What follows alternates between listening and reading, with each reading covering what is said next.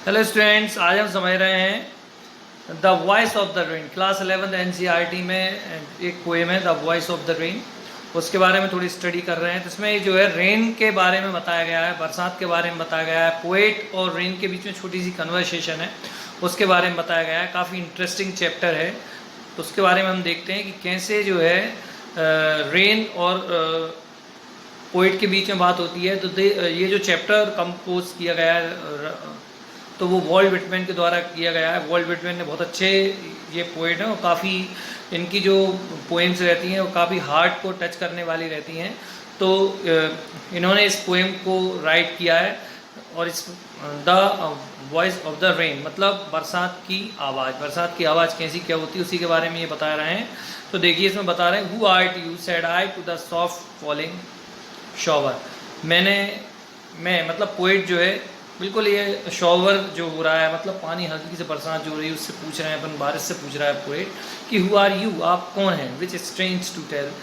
तो ये मतलब सुनने में थोड़ा एक अजीब लगता है कि वारिस पोएट को आंसर दे रही है, थोड़ा अजीब है, स्ट्रेंज है। तो गेव मी एन आंसर, जिसने पोएट को एक आंसर दिया और वो ऐसे ही बताया गया है। बारिश क्या कहती है पोएट से कि I am the poem of the earth, मैं जो है अर्थ की एक पोएम हूँ। सही है, कविता होती है, बरसात होती है, सभी जगह हरियाली छा जाती है, देखने में मन जो है बहुत अत्यानंद मिलता है, मन काफ़ी इंजॉय करता है, सारी जगह फूल फ्लावर्स वगैरह खिले हुए मिलते हैं। तो काफ़ी इसलिए उसने कहा है कि I am the poem of the earth, मैं जो है अर्थ की पोएम हूँ।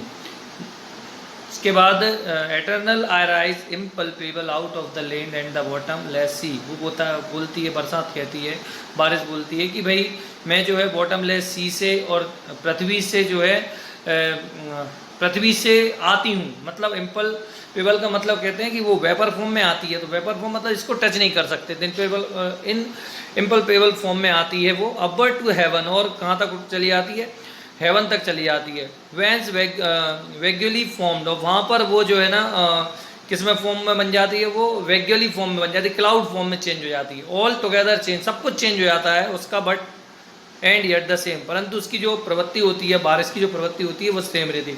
यहाँ पर जो है ना रेन का पूरा लाइफ साइकिल बताया गया है कि किस तरह से रेन कहाँ से आती है और कहाँ जाती है वो। तो ये पूरा इसके बारे में बताया गया है। I descend to lave the drought atomies dust layer of the globe, और मैं नीचे उतरती हूँ। किसके लिए नीचे उतरती हूँ, क्या दूर करने के लिए नीचे उतरती हूँ, ड्रॉट मतलब अकाल को दूर करने के लिए नीचे उतरती है। Atomies dust layer of the globe मतलब पूरी पृथ्वी पर जो धूल की परत चढ़ी हुई है उसको दूर करने के लिए मैं नीचे आती हूँ। तो ये इस तरह से जो रेन है वो अपने बारे में बताती है और वो क्या वर्क करती है उसके बारे में ही बताती है।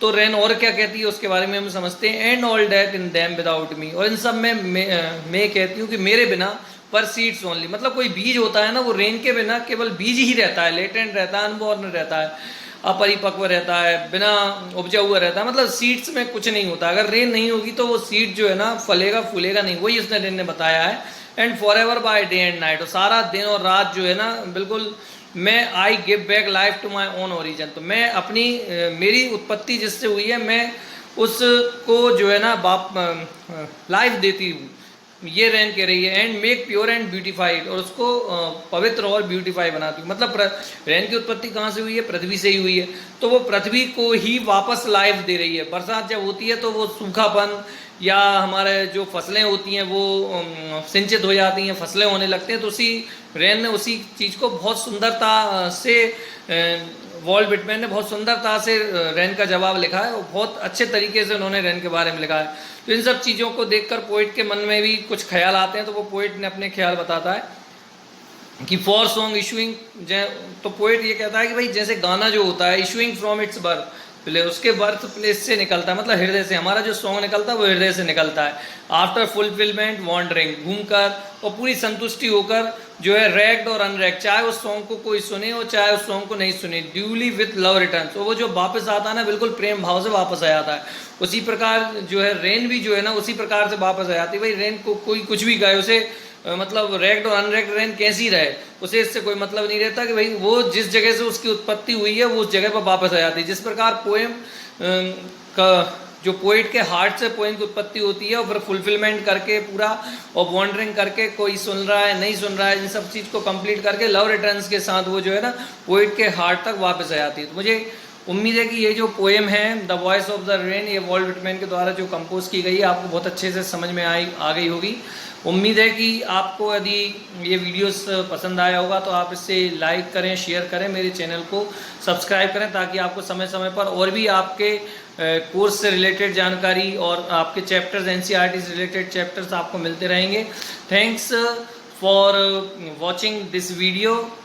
Thank you very much.